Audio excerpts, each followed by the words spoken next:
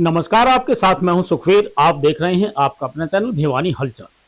सबसे पहले एक नजर आज की न्यूज हेडलाइंस पर। पशुपालकों को दिए जाएंगे बुलेट मोटरसाइकिल व स्कूटी जैसे पुरस्कार।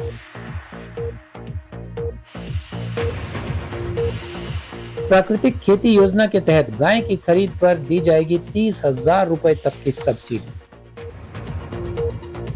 ताइक्वांडो व योगा की पदक विजेता छात्राओं को आदर्श महिला महाविद्यालय पहुंचने पर किया गया सम्मान।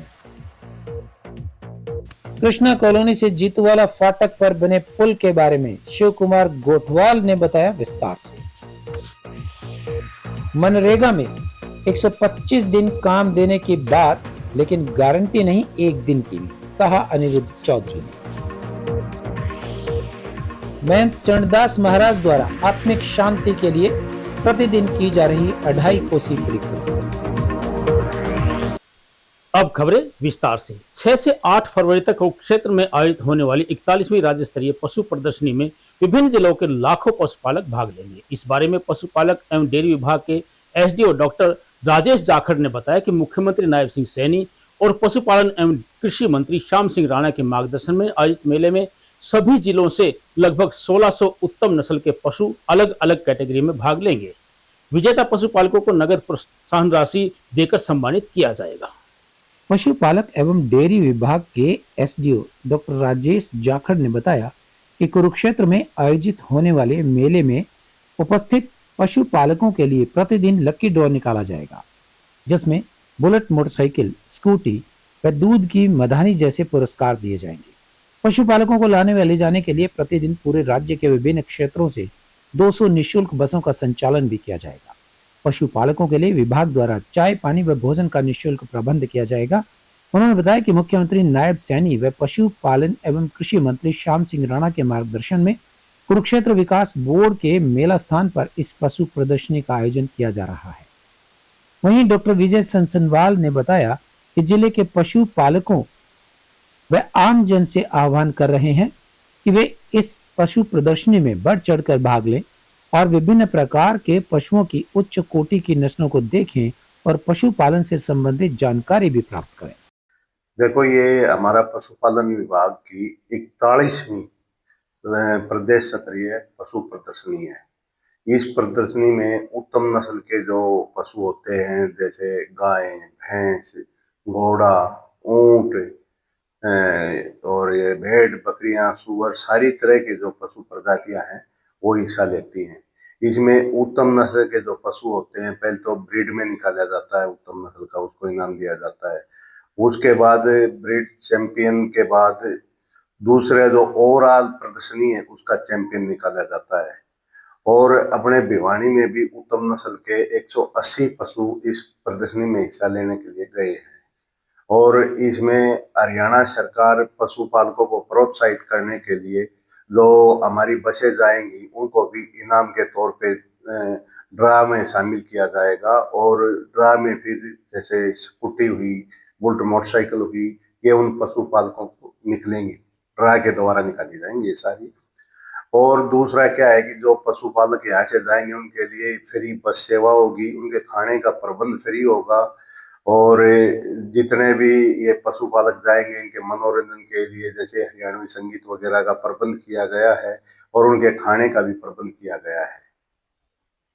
हमारे यहाँ से 180 पशु जा रहे हैं और भिवानी के अच्छी नस्ल के पशु ज्यादातर होते हैं, वो इनाम लेकर आते हैं, पहले भी ये रहा है।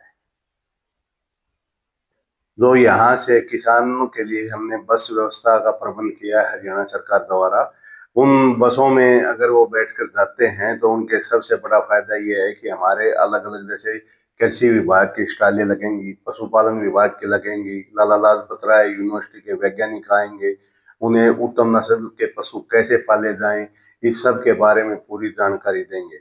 और आज के दिन पशुओं का अकेला दूध निकालना और बेच देना इस तरह का नहीं, और दूध से क्या क्या प्रोडक्ट बनते हैं इसके बारे में जानकारी दी जाएगी। अब जो योगराज है, पिछले दिनों जिसका देहांत हो गया है, मैं जब कुरुक्षेत्र में था बबैन में, तो इसी तरह एक पशुपालक था, मेरे पास आता था। मैंने कहा कि भाई तुम उत्तम नस्ल के कटड़े पाल, तो उसने वो कटा पाला पाला और उसका योगराज नाम रखा। उस योगराज की अच्छी चराई करी और वो चैंपियन बना और उसकी कीमत कहते हैं कि 11 करोड़ तक थी। तो ऐसे पशुपालक अपने जीवन को सुधार सकते हैं और अपनी इनकम का साधन बढ़ा सकते हैं। हरियाणा सरकार द्वारा 6 से 8 फरवरी तक कुरुक्षेत्र में राज्य स्तरीय पशु प्रदर्शनी का आयोजन किया गया है, जिसमें भिन्न भिन्न नस्लों के पशु भाग लेंगे। और इसमें पार्टिसिपेशन के लिए जिला भिवानी से लगभग 180 पशुपालकों ने अपना आवेदन दिया है। और इसके सिवाय भी यदि कोई पशुपालक छूट गया है तो उसको भी वहां जोड़ने का ऑप्शन दिया गया है।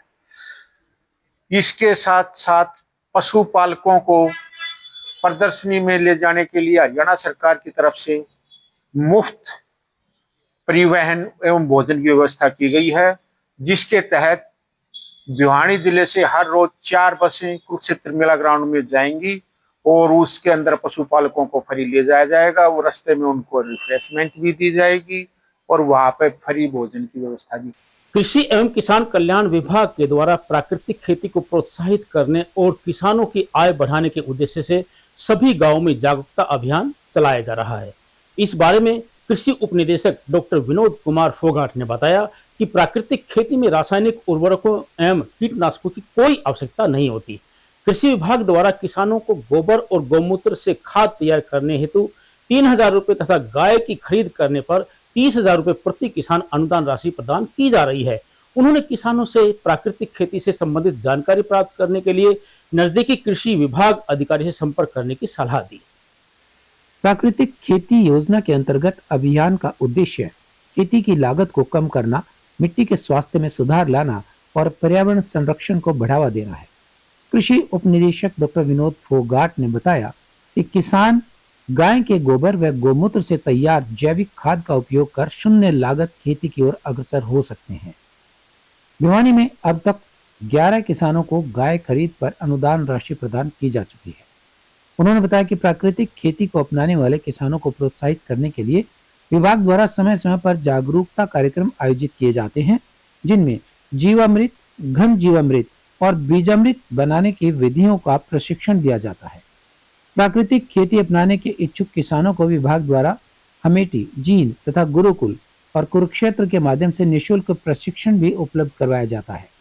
कृषि उपनिदेशक ने किसानों से अपील की है कि प्राकृतिक खेतों से संबंधित किसी भी प्रकार की जानकारी अथवा सहायता के लिए वे अपने नजदीकी कृषि विकास अधिकारी, खंड कृषि अधिकारी अथवा उपमंडल कृषि अधिकारी कार्यालय से संपर्क कर सकते हैं। डॉक्टर विनोद कुमार फोगाट, उप कृषि निदेशक भिवानी।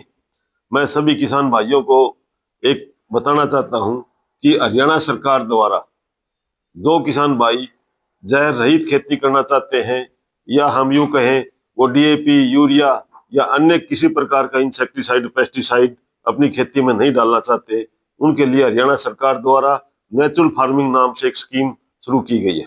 इस स्कीम में किसान भाई को फ्री में ट्रेनिंग दी जाती है। ट्रेनिंग देने के लिए हरियाणा में 2 इंस्टीट्यूट या 2 जगह हैं। सबसे पहला इंस्टीट्यूट तो कुरुक्षेत्र गुरुकुल में, दूसरा हरियाणा सरकार का अपना ट्रेनिंग इंस्टीट्यूट अमेठी नाम से जींद में है। किसान भाइयों को इस ट्रेनिंग के लिए किसी प्रकार का कोई पैसा नहीं लिया जाता।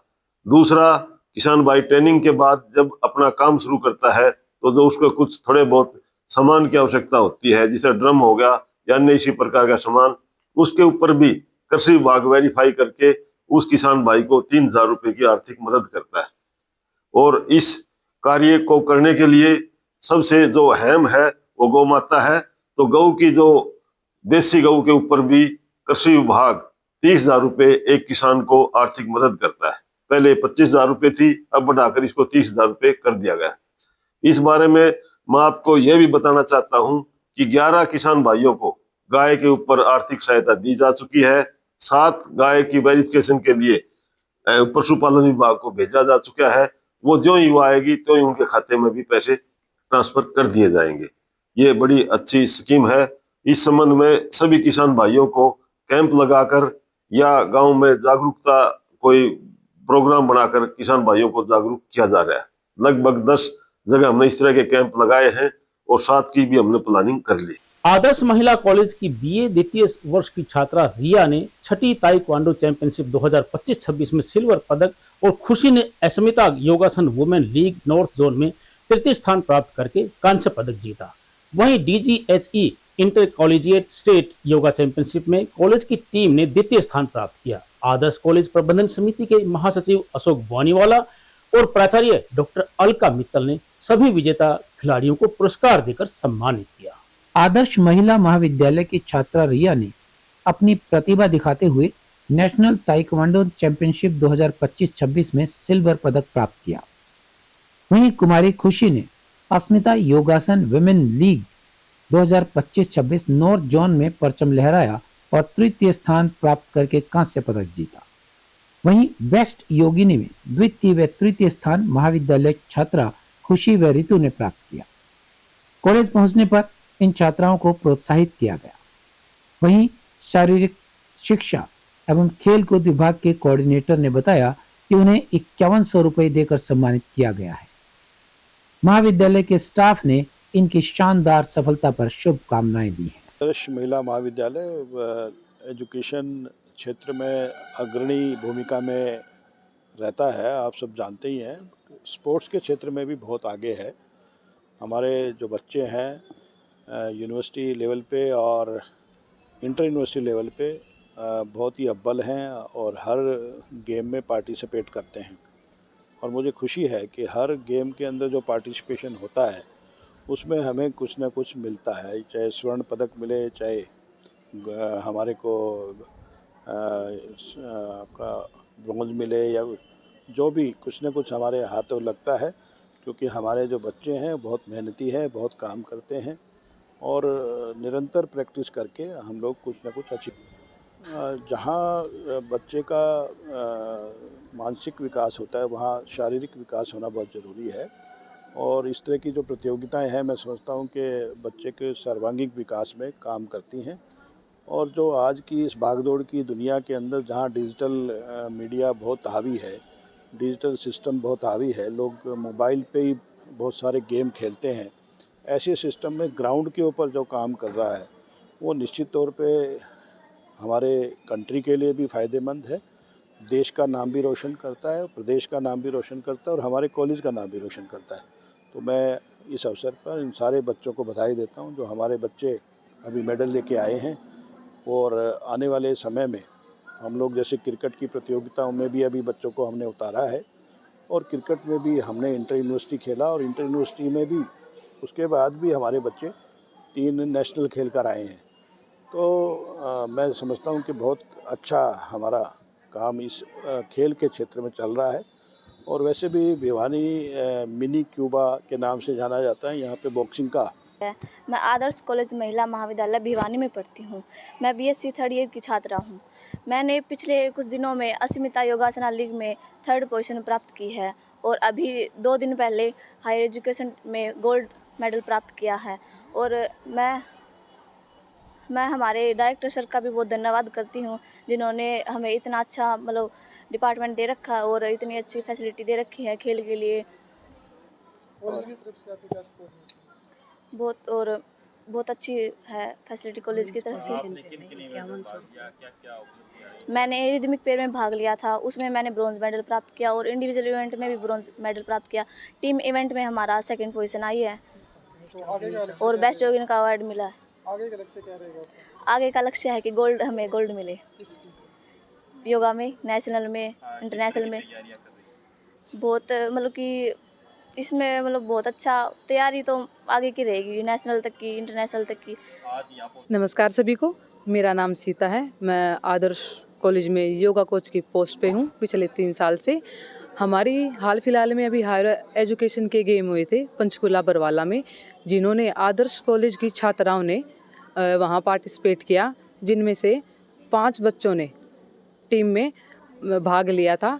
लक्ष्मी, खुशी, ऋतु, गीतिका और हिमांशी, इन बच्चों ने कंपटीशन में 2nd स्थान प्राप्त किया है, जिसमें से आदर्श कॉलेज महिला महाविद्यालय की छात्राओं ने बेस्ट योगिनी का अवार्ड भी प्राप्त किया है, ऋतु और खुशी ने। वहाँ से आने के बाद हमारा स्वागत के लिए अशोक सर, बोनीवाले जी और प्रिंसिपल मैम ने हमें प्रोत्साहन प्राप्त करवा के हमें आशीर्वाद देकर बच्चों का उत्साह बढ़वाया है। तो मैम और सर का और फिजिकल डिपार्टमेंट से हमारी मोनिका मैम और नेहा मैम का हम बहुत बहुत तहे दिल से धन्यवाद करते हैं। ऐसे ही बच्चों को स्टेट कॉम्पिटिशन्स कर रही है। तो अभी कल ही हमारे बच्चे DGHC के द्वारा आयोजित योगा कंपटीशन में सेकंड पोजीशन पे सिल्वर मेडल लेके आए हैं और हमारे ही 2 बच्चे बेस्ट योगिनी में सेकंड और थर्ड आए हैं। इसके अलावा स्टेट बॉक्सिंग चैम्पियनशिप में हमारे बच्चों ने सिल्वर और ब्रोंज दोनों लिए हैं। अभी तक हम लोग का ये रिकॉर्ड है। ताइक्वांडो का एक बच्चा नेशनल लेवल पे खेल के आया है और उसने वहाँ से सिल्वर मेडल जीता है। इस तरह की प्रतियोगिताओं में भाग लेने से बच्चों को क्या फायदा होगा, क्या? हमारे भिवानी का नाम पहले ही स्पोर्ट्स के क्षेत्र में बहुत बड़ा है और हमारे कॉलेज के बच्चे हमेशा से स्पोर्ट्स में बहुत आगे रहे हैं, तो बच्चों को फ़ायदा हमेशा मिला है। अभी कुछ बच्चे तो हमारे इंटरनेशनल लेवल तक भी। जीतूवाला जोहड़ फाटक पर नवनिर्मित रेलवे ओवरब्रिज सुविधाजनक होने की बजाय परेशानियों का कारण बनता जा रहा है। इस बारे में स्थानीय नागरिक शिव कुमार गोठवाल ने बताया कि पुल पर लाइटें व फुटपाथ नहीं होने के कारण पैदल चलने वालों का निकलना मुश्किल हो रहा है। उन्हें हमेशा ही दुर्घटना का खतरा बना रहता है।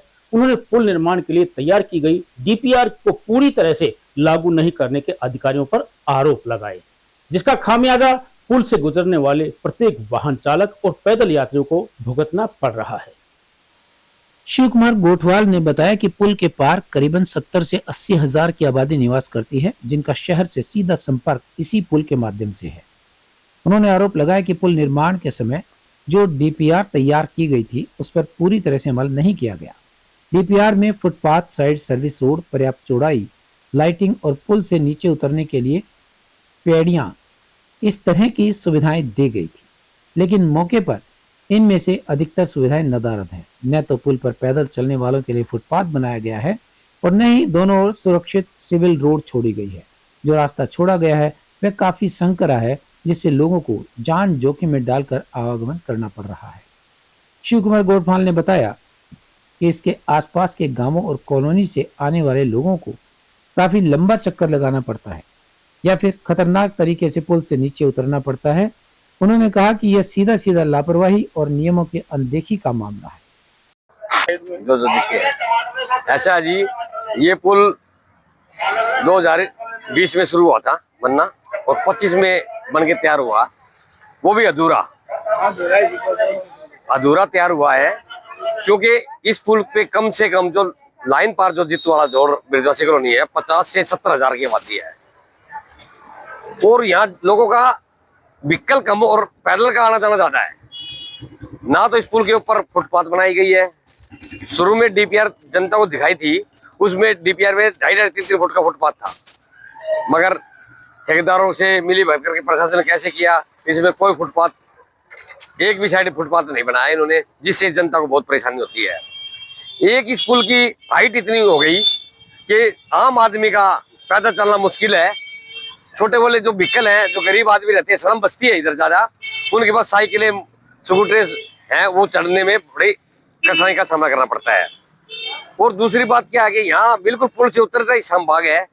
शामबाग में आए दिन शहर से करीब 1-2 बॉडी दिल्ली आती है, जिसमें 100 से लेकर 500 आदमी तक आना जाना, जिसमें बुजुर्ग भी आदमी ज्यादा होते हैं, डाक पे जवाते हैं, उनको बहुत परेशानी होती है।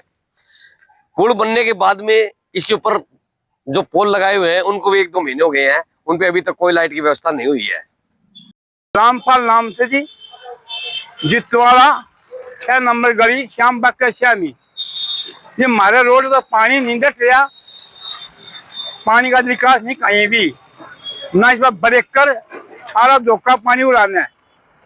कोई सुविधा को नहीं, शिवर से ये होती ये बैठ गई भाई हाथ तो हाथ, कोई काम नहीं हो रहा, कोई गौर नहीं हो रही, कोई संभाल नहीं हो रही, सब कनूला रहे, थूका बंद लगाओ, अपने धक्का मार के चल दो।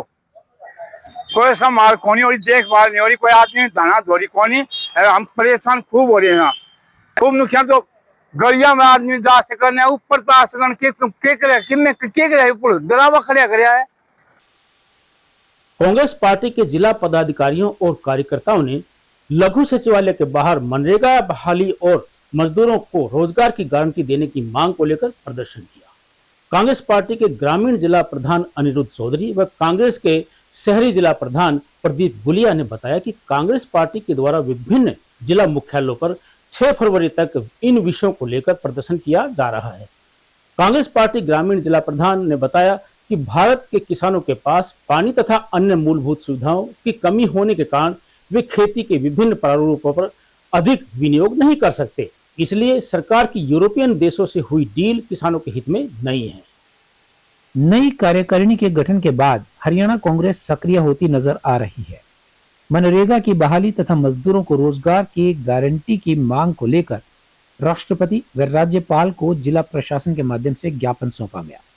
ग्रामीण जिला प्रधान अनिरुद्ध चौधरी व शहरी जिला प्रधान प्रदीप गुलिया ने बताया कि उनकी मांग है कि मनरेगा को फिर से बहाल किया जाए तथा मजदूरों को रोजगार की गारंटी दी जाए। कांग्रेस नेताओं ने दावा किया कि वर्तमान में जो मनरेगा का प्रारूप बदला है उसमें 125 दिन रोजगार दिए जाने की बात कही जाती है, जबकि रोजगार की गारंटी 1 दिन की भी नहीं है।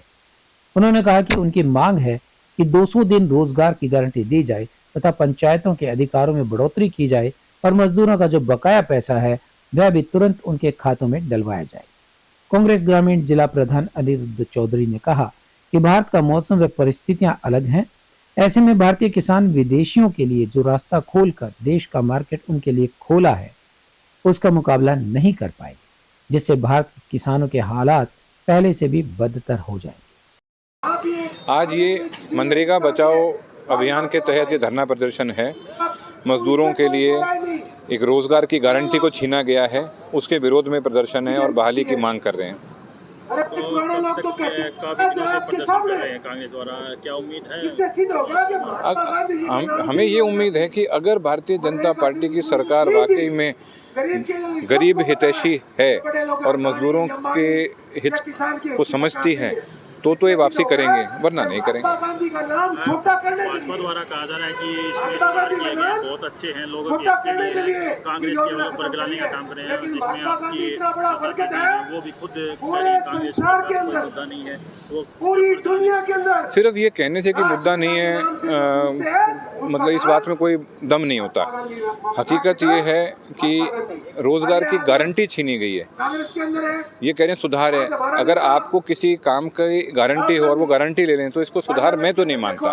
कोई अगर ये मानता हो कि गरीब मजदूर के जो एक काम की एक रोजगार की गारंटी थी वो गारंटी लेना अगर सुधार माने तो मैं नहीं मानता, उनसे मैं सहमत नहीं हूँ। अगर सरकार इसमें बदलाव या वापस ले लेती है, कांग्रेस और आगे क्या कदम उठाएगी? नहीं, अगर इस बदलाव वापस ले लेते हैं कर लेते हैं, हम उनका शुक्रिया अदा करेंगे, क्योंकि हम तो हमारा ये मकसद नहीं है कि हमें भारतीय जनता पार्टी के खिलाफ बोलना है। हमारा मकसद ये है कि एक हमारी समाज का जो सबसे गरीब तबका है उसकी आवाज़ हमें बनना है, और अगर उनके हित में फैसला देंगे तो हम समर्थन करेंगे। अगर वो इसको वापस कर दें, गारंटी दे दें, 125 से बढ़ाकर 200 दिन कर दें तो हम समर्थन करेंगे। आपके सामने ही है। इससे पहले हम गांव-गांव गए हैं, पंचायतों में जाके हम मनरेगा मजदूरों से मिले हैं, उनको बताया है। कई लोगों को इसके बारे में जानकारी नहीं थी क्योंकि भारतीय जनता पार्टी ने लोगों को भ्रमित कराया। वो कह रहे हैं हम 125 दिन का दे रहे हैं, लेकिन एक्चुअल में उन्होंने इस रोजगार गारंटी जो कानून था उसको ख़त्म कर दिया है। तो उसको लेकर कांग्रेस पार्टी सड़क से लेकर संसद तक गरीब आदमी की मनरेगा जो अपने मजदूर भाई है उनकी लड़ाई कांग्रेस पार्टी लड़ेगी। आज इसी के लिए हमने 1 दिन का सांकेतिक धरना लघु सचिवालय के सामने रखा है। आज हजारों मजदूर साथी और कांग्रेस के वर्कर इकट्ठा हुए हैं। पूरा दिन ये धरना चलेगा। शाम को 4 बजे उपायुक्त माध्यम से हम महामहिम राष्ट्रपति जी के नाम ज्ञापन आज डी साहब को देंगे। देख रहे हैं गाँव जब आप जा रहे हैं तो लोगों पर किस तरह का रिस्पॉन्स आपको मिल रहा है? मैं आपके माध्यम से एक बात और बताना चाहूँगा कि मनरेगा के साथ तो कुठाराघात किया ही है, इसके अलावा लोगों के राशन कार्ड काट दिए गए। वोट लेने के लिए लाखों राशन कार्ड बनवाए। मैं आपसे अपील करता हूँ, एक हम अभी विरोध करेंगे, उन लोगों को लेके आएंगे जिनका बेचारे को घर नहीं और उनके गाड़ियाँ चढ़ा रखी है उनके अकाउंट में कि भाई इनका पास गाड़ी है, तो हम उनकी भी आवाज़ उठाएंगे। जिनकी पेंशन कट गई, जिनके बीपीएल से नाम कट गए, तो सभी जो गरीब आदमी हमारे जो भाई हैं, गांव में रहते हैं, शहर में रहते हैं, उन सभी की आवाज़ उठाने का काम जिला कांग्रेस कमेटी। हनुमान जोड़ी मंदिर महंत चरणदास महाराज के नेतृत्व में श्रद्धालुओं के द्वारा धर्म नगरी छोटी काशी में सुख शांति कायम रखने के लिए रोजाना सुबह 5 बजे 2.5 कोसी परिक्रमा की जाती है।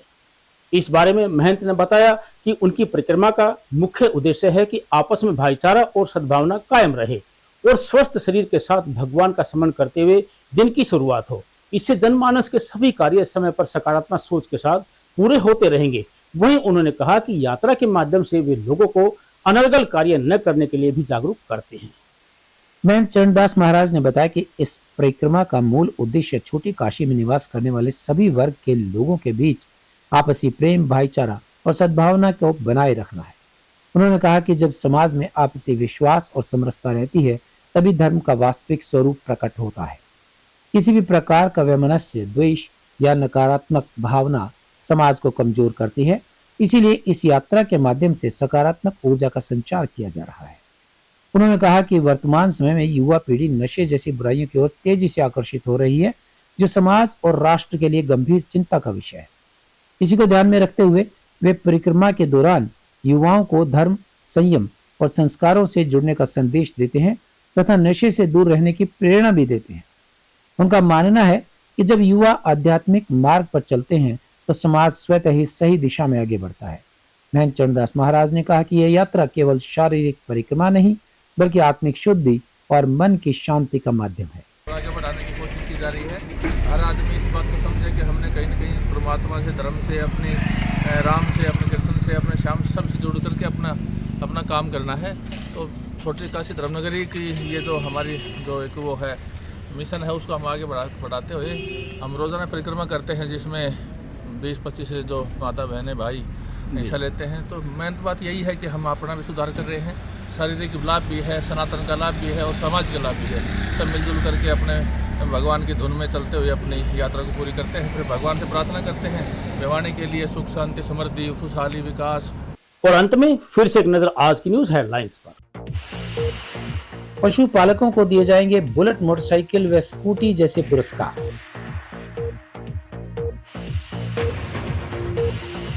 प्राकृतिक खेती योजना के तहत गाय की खरीद पर दी जाएगी 30,000 रुपए तक की सब्सिडी।